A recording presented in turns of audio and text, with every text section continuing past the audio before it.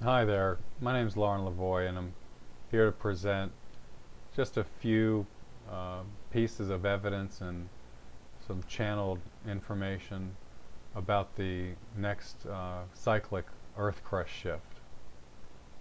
Quickly, we have been, in my opinion, been inside the Earth changes for some years now. Uh, One of the most um, uh, consequential changes that's occurred recently has been the yang to yin change, which basically is an issue of power. So power flows through um, the planet. Um, every 4,800 to 5,200 years, power will shift itself and flow through groups um, or individuals. And so we've had um, an era of yang, which is basically power flowing through the individual, which means an individual can prosper in a yang state, isolated from others. So this is no longer true. Power now flows through groups. Yang is about hierarchy and division, and yin is about, it's not about the feminine, it's about uh, groups, it's about all that basically about the equality of all things. So it's a lack of hierarchy. It's a lack of placing values on each individual part, but valuing the whole. And so you'll see this reflected in religion. During a yin era, pagan-like religions are dominant. Multiple gods are dominant. And then in a yang era, single gods hold sway, you know. So more on that later, but we are in the earth changes, and weather patterns will never be the same again. Many things will be different permanently for quite a long period of time. And so, but what we're going to focus on, what I would just like to share with you is a little bit of information, some evidence, some hearsay, some channeled information about the Earth crust displacement or the Earth crust shift, where the lithosphere, the outer core, the hard core of the Earth, moves across the inner core. So basically what we're saying is that I'm proposing the possibility that the north and south poles will shift by about, I'm told, 2,000 miles. We will arrive at a new equator. We'll have two new poles, and consequently, this is where I believe we get our flood myths from around the planet. There are thousands of flood myths. Interestingly enough, many of the cultures that had or have exactingly similar flood myths to our Noah's Ark myth never had contact with each other, supposedly. So, to give you the basic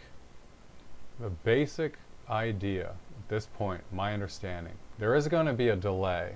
So the 2012 date would normally be, it's definable and measurable in terms of when the cyclic changes occur because of the way that nature is. So the natural fact that Earth produces an asymmetrical buildup of ice on the poles is actually measurable. And the reason why I believe this is because of what we have found in megalithic structures around the planet that act as, like the Giza Plateau, guidelines in terms of when these changes have occurred, at least the prior one, and when the next one will occur. So I'm going to get into the plateau, the Giza Plateau later, but I want to start with a letter that was written back to a man by the name of Charles Hapgood, who sent at least two maps. There may have been more, but he sent at least two maps. One's referred to as the Peri-Race map of 1513, and the other is the Orontes Phineas map of 1531, I believe. He sent these because what he discovered is that what appeared to him when he was studying them is that the northern coast of Antarctica, which is depicted in the Peri-Race map, was in an unglaciated state. And I'll show you that map here. This is a plausible representation of the northern coast of an unglaciated Antarctica simply because of that those two points are, that those two coasts match up. But we're not actually assuming that we know what the sea level was when this map, I say these because it was compiled from many other maps when this map was compiled. And so that's the Peri-Race map and the Orontes Phineas map. You can see above the image of myself here that the southern hemisphere represents Antarctica in an unglaciated state.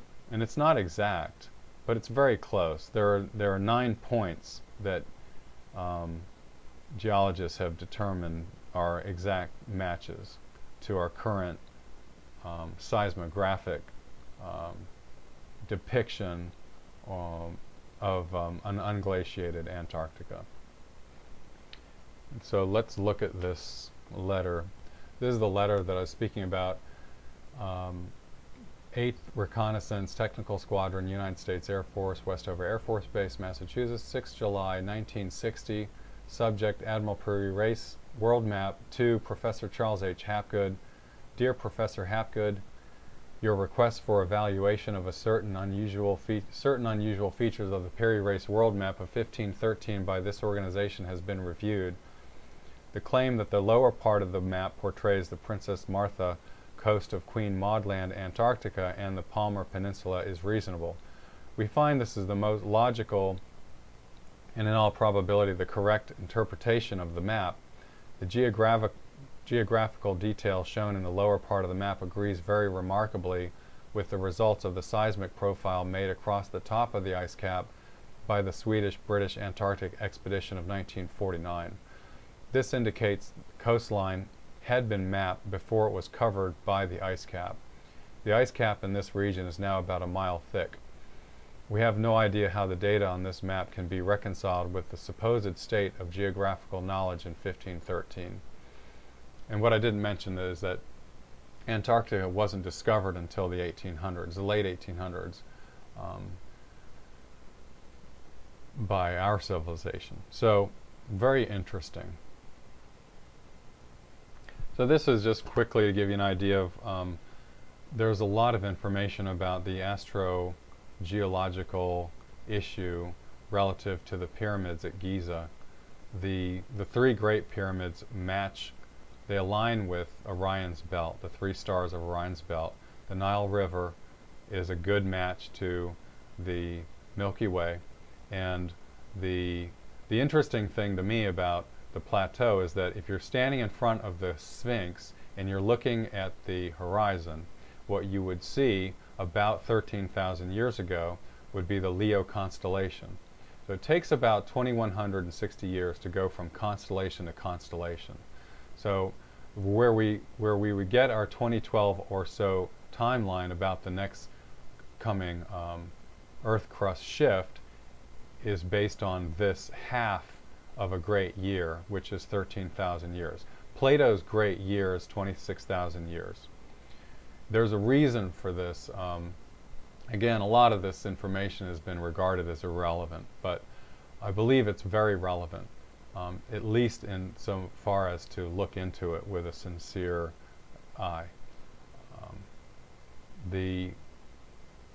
I had brought up, I'm speaking about the Giza Plateau as a guide. built to warn us and to help us prepare for the Earth crust shift. The reason that we have our constellations, our zodiac, is because of an asymmetrical buildup of ice on our poles. As a result of this wobble, it not only produces an amount, what I would say, I guess, is a great amount of torque on the planet as it's spinning, but it causes the Earth's axis to sweep out a cone, and that's what that belt is our belt of constellations. So that wobble, this wobble, it's a very slow moving wobble from one constellation to another is 26,000 years. So we go from the Leo constellation to the constellation of Aquarius, to the beginning of it, is half that time. And this is why some people believe that the next Earth crust shift or the major Earth change will occur in 2012. The reason why that's not going to happen, in my opinion, is because of the amount of matter that's been removed from the Earth lithosphere and put into city-states around the planet. People will argue, well, that's not enough weight to be of any consequence whatsoever. But what I'm speaking about is normally at 2012, the Earth would be at a tipping point. So it wouldn't take much, and it doesn't take much to put things over the edge in that sense. But that's basically where we get what we call the precession of the equinoxes. And so geologically, this is the scientific community refers to precession as torque-induced precession. And but I'm under the impression that the Giza Plateau, among other sites that are astronomically aligned, weren't just so that the peoples of that civilization could determine when the winter solstice was coming. So let me do this. So I also wanted to share with you this forward to Charles Hapgood's book, Path of the Pole, from Albert Einstein, to give you an idea of this is 1960, what highly regarded scientists were speaking about at the time. I frequently receive communications from people who wish to consult me concerning their unpublished ideas. It goes without saying that these ideas are very seldom possessed of scientific validity. The very first communication, however, that I received from Mr. Hapgood electrified me. His idea is original, of great simplicity, and if it continues to prove itself, of great importance to everything that is related to the history of the Earth's surface. A great many empirical data indicate that at each point on the Earth's surface that has been carefully studied, many climatic changes have taken place, apparently quite suddenly. This, according to Hapgood, is explicable if the virtually rigid outer crust of the Earth undergoes from time to time extensive displacement over the viscous, plastic, possibly fluid inner layers. Such displacements may take place as the consequence of comparatively slight forces exerted on the crust, derived from the Earth's momentum of rotation, which in turn will tend to alter the axis of rotation of the Earth's crust. In a polar region, there is continual deposition of ice which is not symmetrically distributed about the pole. The Earth's rotation acts on these unsymmetrically deposited masses and produces centrifugal momentum that is transmitted to the rigid crust of the Earth. The constantly increasing centrifugal momentum produced in this way will, when it has reached a certain point, produce a movement of the Earth's crust over the rest of the Earth's body, and this will displace the polar regions toward the equator. Without a doubt, the Earth's crust is strong enough not to give way proportionately as the ice is deposited. The only doubtful assumption is that the Earth's crust can be moved easily enough over the inner layers. The author has not confined himself to a simple presentation of this idea. He has also set forth cautiously and comprehensively the extraordinarily rich material that supports his displacement theory. I think that this rather astonishing, even fascinating idea deserves the serious attention of anyone who concerns himself with the theory of the Earth's development. To close with an observation that has occurred to me while writing these lines, if the Earth's crust is really so easily displaced over its substratum as this theory requires, then the rigid masses near the Earth's surface must be distributed in such a way that they give rise to no other considerable centrifugal momentum, which would tend to displace the crust by centrifugal effect. I think that this deduction might be capable of verification, at least approximately. This centrifugal momentum should in any case be smaller than that produced by the masses of deposited ice. So we can tell that there's obviously something to all this. So also, I'm going to speak about only just because of the fact that we have several other things that occur during or as a result of the Earth crust shift. And one is the movement of land masses ascending or descending. And under the impression that in Fairfax, California, that's going to be a mountain range after the next Earth crust shift. And so as in Machu Picchu was once at sea level, there's evidence that the lakes at 12,000 feet in Machu Picchu, the water lines were created by ocean. So that's not disputable. I think I explained that the very nature of the Earth crust changes is very sudden, and the reason why we believe that is because of what has been found in the bellies of, well, the mastodons and the woolly mammoth that have been discovered were frozen so quickly that some of the meat is still edible today. And it's true that the ivory, which is still a functioning trade, is possible because of the fact that the ivory was preserved so well, because it was frozen so quickly. It wouldn't be carvable if it hadn't been. And the individual that I learned that from is, well, the two individuals is Michael Cremo and Richard L. Thompson, who put together a book entitled The Hidden History of the Human Race. And what they've done over an 8 or 9 year period is compiled hundreds of cases and presented evidence. This is real evidence about the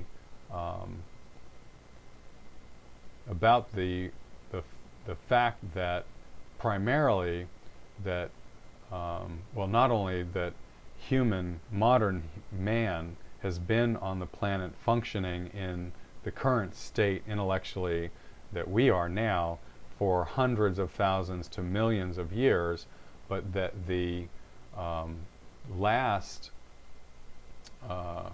well, Hapgood goes into it also, that what we call the last ice age, which is referred to as in the north was the Wisconsin ice shelf, actually wasn't an ice age, but was the effect of the last, not necessarily the most recent, because I'm not certain, Earth change, but maybe the one prior to that. Hapgood discusses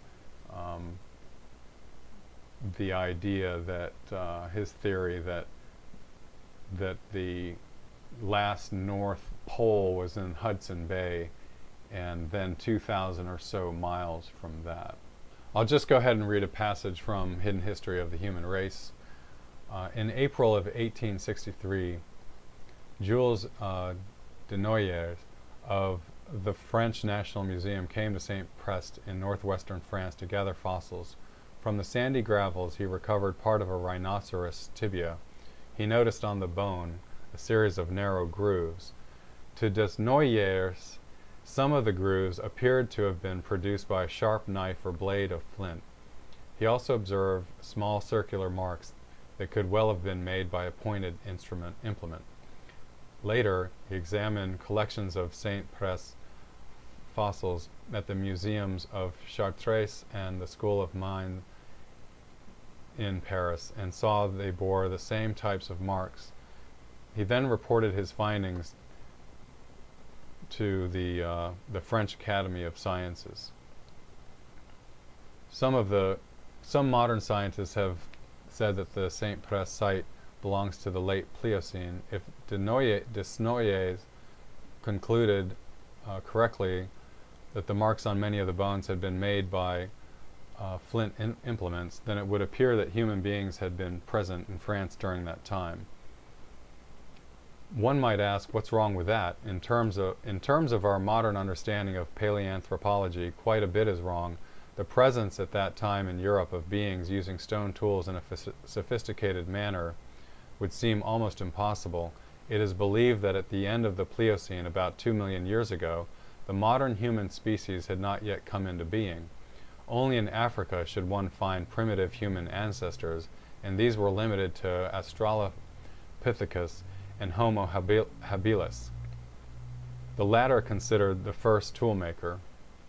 According to reports by other scientists, the St. Crust site might be more recent than the Pliocene, perhaps as little as 1.2 to 1.6 million years old, but the incised bones would still be anomalous. Even in the 19th century, Desnoyers' discoveries of incised bones at St. Crust provoked controversy. Opponents argued that the marks were made by the tools of the workmen who excavated them. This goes on and on and on, where he comes up with evidence, and these ridiculous assertions are made about why that evidence couldn't possibly place modern man at 2, 3, 4, 100 million years ago. Over and over again, Cremo and Thompson produced cases placing modern man in rock strata, or finding evidence of modern man industry, such as chipping, striking flat rocks in order to create spearheads and other tools at plus 5, 10, 100 million years ago. So just to give you an idea, it's a great book. It's well worth reading. He has 2 versions, a 900-page and then a condensed, simplified 300-page, but they're both incredible pieces of work. If I haven't already, I want to just explain. There's a individual professor, a Chinese professor by the name T.Y. Ma, Ting-Ying Ma, and Ma studied coral growth rate and pattern over a long period of time. He did an incredible in-depth study of coral reef around the planet, and quite quickly, if I might say, he documented equatorial growth rates and compared them to other growth rates of coral, and was able to determine on the planet which coral grew in an equator state or not. And so basically what he discovered is that there have been many equators or equatorial lines of coral reef around the planet, in addition to our current one. Hapgood expounds on this and uses it, to support his theory of polar shift. As a result of the Earth naturally creating asymmetrical deposition of ice on the polar regions. This causes the Earth to wobble. The wobble is based on produces torque. The torque reaches a breaking point. As a consequence, the Earth shifts. And so, consequent to that, we have our floods. And they do refreeze, obviously. It takes about 70 years. But I think you'll find that I've only shared with you a fraction, if that, of information or evidence that supports the Earth crust shift. Anyway, I hope that you found it interesting, and I appreciate the opportunity to make the presentation. Thanks very much.